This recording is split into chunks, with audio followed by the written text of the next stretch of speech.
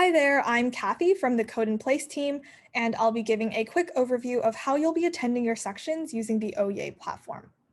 To visit your ohyay section room, use the unique section link available on your Code and Place student portal. So for this tutorial, I'll be using a separate link, but it looks very similar to yours. The first time you use ohyay, you'll need to create an ohyay account using your email address. I've already created my account, so I'll just be signing in, but the two workflows should be very similar.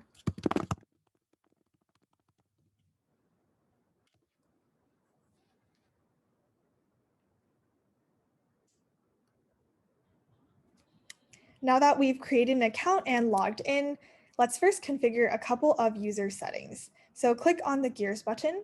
Here you'll want to make sure that your audio and video are correctly selected.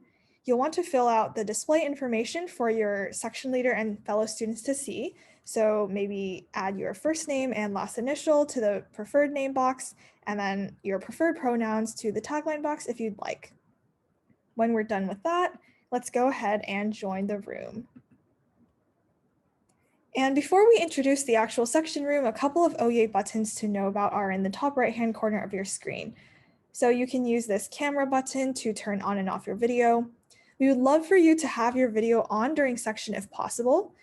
We also totally understand that students may have bandwidth issues, power challenges, no access to a camera, or may not feel comfortable turning on their camera, and that's all totally okay. Next, you can use the mic button to mute and unmute yourself, the question mark button to open some troubleshooting links, and the gears button to edit your user settings again if you'd like. So now let's talk about the actual section room. So right now we're in the lobby. Whenever you open your section room link, you'll first be brought into the lobby.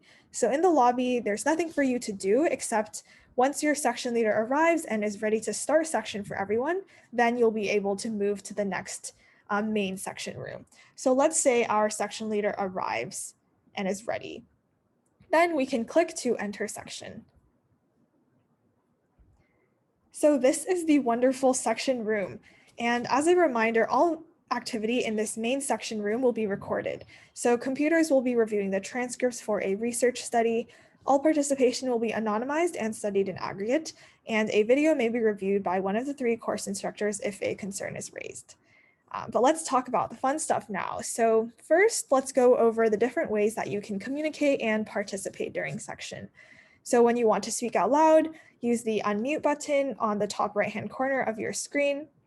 You can also use the chat box to send chat messages visible to your entire section. So we can try here. We also know that there are some students who don't have access to a microphone, so chat is a good option to consider for participation. And then lastly, you can also use these super fun reactions. So here we have some emojis, and you can also send these reactions for your entire section to see. Again, these are all great options and great ways you can participate and interact during section. Next, let's talk about the different section activities that your section leader might lead your section through.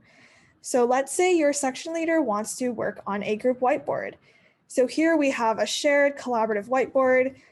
You can also add to this whiteboard, you definitely should, and your fellow sectionees and section leader will also be able to see what you've added. Your section leader might also open up Ed. So the first time you do this, you'll need to sign into your Ed account. Once you're logged in, it will automatically open up the Ed lesson workspace for this week's section. So let's make this view a little bit nicer. Here you can edit the code with your section. You can also add comments. You can run the code. Right now it won't be doing anything, but this will be really awesome for group collaboration. Your section leader might also share their screen. So that would also appear in this main area. And then if your section leader wants you to screen share, you'll also be able to screen share using this computer button. So for instance, let's share my window. So your section will also be able to see what you've screen shared. Let's turn this off for now. And then last activity is breakout rooms. So your section leader might want to open up small groups where you and your fellow students can collaborate and discuss. So when your section leader opens up breakout rooms, you'll be automatically brought into one of the 4 breakout rooms. So for instance, right now we're in breakout room 4. In this breakout room, you'll also be able to send messages in the chat box. Hi from breakout room 4. You can also screen share in the breakout room. So let's do that again. And I'll stop sharing. You can also move around the other breakout rooms. So do that by clicking the back to full group button. And then let's say we want to go to breakout room 1, for instance, so we can join that. And then when your section leader closes up the breakout rooms, then you'll be automatically brought back into the main room with everyone. So that's it for the main section activities and participation methods. When section is finished, your section leader will bring everyone to the exit room automatically. And here we encourage you to leave any feedback for your section leader and Code in Place team. So that's it for the tutorial. Feel free to read over the accompanying guide and reach out on Ed using the ohyay category with any questions. Thank you so much for participating in this awesome journey with us, and happy coding in place.